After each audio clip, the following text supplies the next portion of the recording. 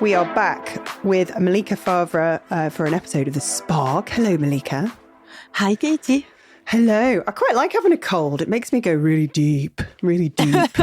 Yeah, that's true. I always have quite a deep voice. Yes, we have. This is something we share in common. Well, I feel like your answers are going to be quite inspiring because this is a little bonus episode we have every week with our week's guest, and it's just to sort of get to know you a little bit more and just sort of move away from the work, although work sometimes gets mentioned, obviously. Okay.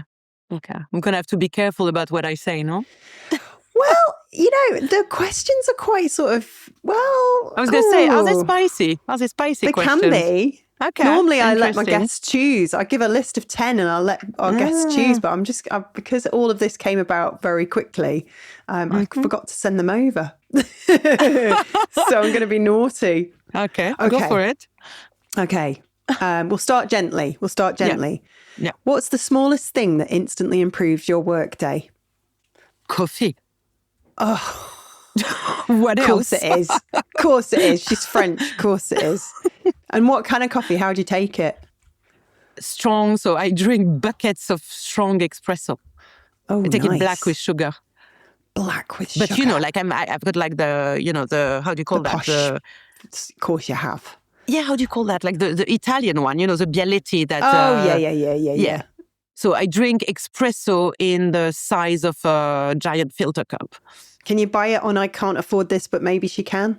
No, we don't sell coffee. Oh. You should. Yeah. Oh, we have coffee boxes. We have coffee, one of these coffee tins. Beautiful from Rack. Oh, yeah. I like using them for all sorts of stuff, like little trinkets and sewing kits and things like that. I love my coffee. I love my coffee. We grind the coffee, so we get the, very good coffee. Very important. Very good. But of course you do. And I bet it looks aesthetically pleasing on the side of the kitchen, doesn't it? All the kind of have you got like a coffee station, like all the cool kids? Oh God, I wish I did. No, we're still a bit, I wish I did. No, we had some really, really bad grinder. I can't even remember who gave it to me with an American plug. So it comes with one of these giant adapters. So no, it's not a pretty coffee corner. One day. That's not great. One day. You got to sort that out, Malika. You've got a reputation to uphold. I know.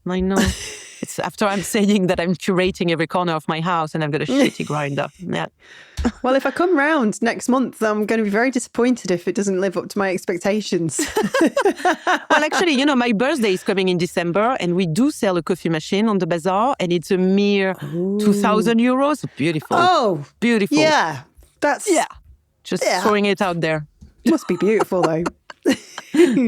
Okay, if your creative style had a theme tune, what would it be? Oh, wow, that's a tough one, huh? Yeah. Nobody's chosen that question yet, which is why I thought I would ask it, put you on the spot. I think it would be Mad Rush from Philip Glass. Ooh, okay. Yeah. Intense piece of contemporary piano. Let's go. Mad Rush. Intense, repetitive. Yeah. Minimal. Yeah. Type A. Minimal. It's literally the same 5 notes for a good 4 minutes. Yeah. I think that would be my style. Brilliant. Okay, here's a nice one. I can imagine this. I can imagine you hosting it outside on the patio, lots of candles. If you could host a dinner party with 2 people, dead or alive, not including your best mates or anyone from your family, who's coming and why? 2 people, dead or alive. Mm-hmm. Well, first I know I would have 2 women, that's for sure. Female energy in the room. I would have Sharon Horgan and Fran Lebowitz. Oh, lovely. Oh, yeah. That would be such a fun evening. God. You can just imagine they would be great. Oh, my God, I would be laughing. Do you know, that really warms my heart, Malika, because when I ask this question to a lot of people, they go, it goes very highbrow very quickly that, I would absolutely have to, invite this historian so I could find out about the past or I'd have to sit down and... No, I just want to have a laugh. I know, I want Jennifer Lawrence at my dream dinner party. Of course. I think she'd be amazing. She'd be great fun. Yeah, I mean, I could add way more women to that party. It would be such a fun one, but definitely it would be funny, witty, extremely intelligent woman. Would have the best evening. Yeah, I'd go on holiday with them. And what would you make them? Do you cook? no, I was going to say I'm not going to make anything. You're just like me. I'm just like, if my husband's out, I just eat cheese. No, I'll get Vladdy to make a barbecue, which is what happens. I'll open the wine. I'm very good at opening the wine. Oh, yes, me too. Yes. Yeah. Always good. The door and the wine. That's it. Brilliant. And what's on the playlist? What kind of like mood would you put on in the background, or do you not have music? It's funny because so for example, I don't work in music. I work in silence. I love music. I really love music. I think I would get like,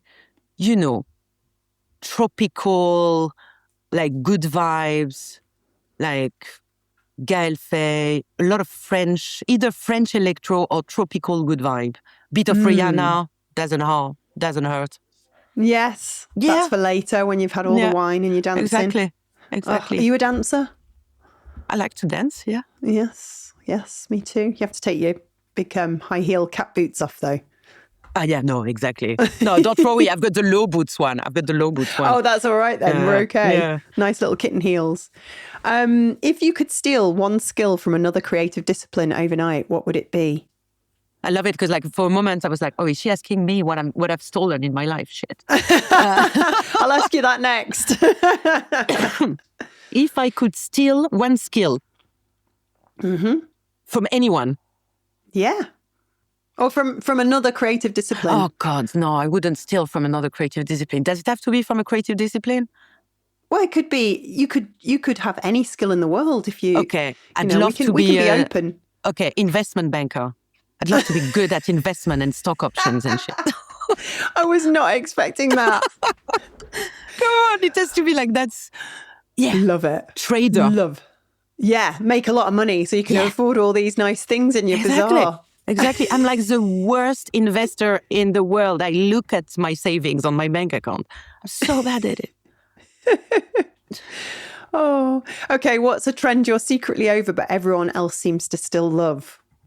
Okay, I think that the pouring of emotional things on Instagram and on social media, of people kind of bearing their guts, but like on a daily basis or weekly basis, and kind of making, because it's content that works and get people to react and, get people to put like little hearts. And I think it's something that I think has gone a little bit too far. Yeah, I would agree, actually. And I think people are enslaving themselves to being vulnerable on a daily basis. And I think it does more harm than good in the end. And it's something that, I'm definitely over. And I really wish that people didn't feel, I think it's great, when it's genuine, and sometimes things need to be shared and it's super important. But I think making that your daily routine can be very dangerous. And I'm exhausted. I don't care anymore when I read it, because I'm like, I know you said it yesterday and you said it the day before. And it makes me sad. So but it's a bit really harsh. Sad.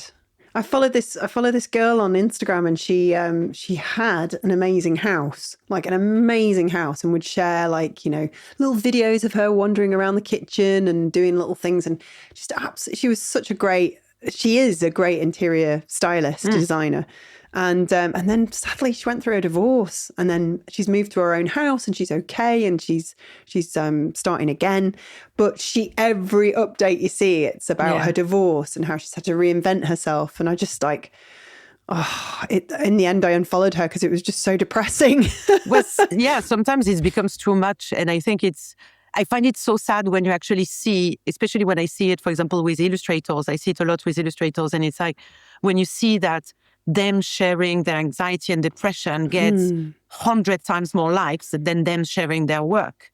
Yeah. And the problem is that the bridge is kind of deepening. Yeah. It's okay to show vulnerability and show your personality, but there's still got to be a line. Exactly. And I think I don't know, sometimes I'm just wondering if it doesn't do more harm than good for them as well, and for the work. Yeah, I'm actually showing up more on Instagram. I put my face to the brand more. I think that's probably why you and I are having more of chats recently, right? Yeah, but I think you do it in a really fresh way, and it makes sense with Creative Boom, and I think it makes sense with the stories you're telling. You're not going and rambling about, personal life all the time. And, it's No, I think you go do on it in about a my back a really, lot. but I think it's also the reason, I think it makes sense because it's the reason why you're showing up more. And it's the reason why you're doing what you're doing, why you took this new approach to Creative Boom. So it's directly linked to what you're doing. It's not a separate issue. And I don't know, do you feel the pressure to share more? I did when I first started doing it, and then I kind of I realized I was doing too much, and I thought I don't need to do this. I can just show up now and again, and it'll be fine. It was just those early days of like really rocky, wobbly feet, trying to figure out how, because it's weird, isn't it, talking to camera and going, "Hi." Of course. So I ended up sharing my first attempt last year, and it was quite amusing, actually. It was quite funny, and I think it set the tone for everything that followed. I realised I just had to be myself. I didn't have to put on a persona. I didn't have to put on a front. I'm a bit silly and daft, and I thought, well, I'll just be like that then. Yeah, people love it. I know. I can't believe it. It's brilliant. I think but it's brilliant. It's like the human connection, like seeing the face behind the... also because you are, at the end of the day, you are a media. So it's important to see, who is the voice behind this project, behind these articles. Yeah. For me, like I'm an illustrator, so I want the image to speak for me. This is the illustration I'm creating has to speak for my, it's not about me. It's about the story that image has to carry. And I am more personal when I do conferences, and this is when I share up to a limit. I love it. I'm very private, actually. Now, I've got one more question for you. So we had Jimmy Terrell on the podcast last week, and very fun man. Love him. He's such good fun. All the people from the Northeast are the best. He's got the best accent. It's just best accent. Such a funny accent. I was trying to get him to we were talking about Biker Grove, of course, and we were talking about the accent because I don't think it was inappropriate to, because my mum's from Durham, so it was kind of in the context of the conversation. But I was telling him, I'd heard it somewhere that if you wanted to mimic the accent, you just had to say "poopa scoopa." Really? Can you do it? Can you do it for me? Jimmy will love this. Poopa scoopa. Poopa scoopa. Poopa scoopa. That's it. I think my French accent takes over everything. I don't know what I just said. Yeah. We're going to get cancelled. Right. So he's asking, if you found yourself on a desert island, what one country's food would you choose to eat forever? Italian. And why? It's just so good. It's just, you can't go wrong. You just can't go wrong with Italian. It's like... No, you can't. Yeah. It's solid, isn't it? You just can't. It's ingredients, olive oil. It's controversial for a French lady. Exactly. I'm going to lose my French passport over this. Oh, I love it. What question have you got for our next guest, Malika? Because that's what we do. We do a lovely chain reaction. I'm going to take because we're starting to do a podcast as well with I Can't Afford. Oh, brilliant. We just started. George is running it and asking actually quite spicy questions. So I'm going to ask the question that I thought you were going to ask me, because I think it's really funny. Okay. What is the last thing you've stolen?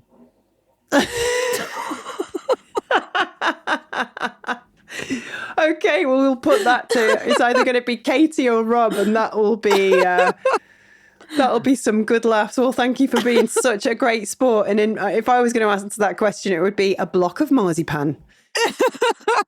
Exactly. Oh my goodness. I think, it's funny because we asked it once, and literally Ryan, a brilliant guy, he said, I've never stolen anything. I don't believe it. And I do believe him. I literally believe him. It's like we asked the question to the one guy who's never stolen anything. Never. What was the last thing you stole, Malika? I actually don't know, but I did steal a few things in my life. But more when I was a kid, I was really naughty. I was stealing in parking lots. Wow. I was opening cars. I mean, they were leaving them open, not my problem. So you were just reaching in and seeing if there's any spare change or some mints? No, I didn't care about change. It's just, it was even worse because I was stealing objects, things that had no value. Malika. I know, but I was like 11. Yeah. grew up in a rough part of town then. No, absolutely. No, I was the rough one. I think I just like the adventure. The fear of getting caught, the thrill of it. Exactly. I was doing it with two other friends. I wasn't alone. It's just a little game. And you get your kicks and your thrills now from doing erotic books. Exactly. No, I don't exactly. I've never liked. I've never stolen even art supplies or stuff that everyone was stealing in art school. No, everyone was doing it in France. But were they? I think it's more when I was a child. I was looking for that dopamine hit. Dopamine. Yeah. And now we get our kicks from wine and exactly. David Gandy maybe. Exactly. Anyway, thank you for being such a great sport, Malika, especially with you not being your 100%. Thanks, Katie. It was super fun. Thanks to Adobe Acrobat Studio for sponsoring this episode. If you're curious about what it can do for your workflow, head to the link in the show notes to explore.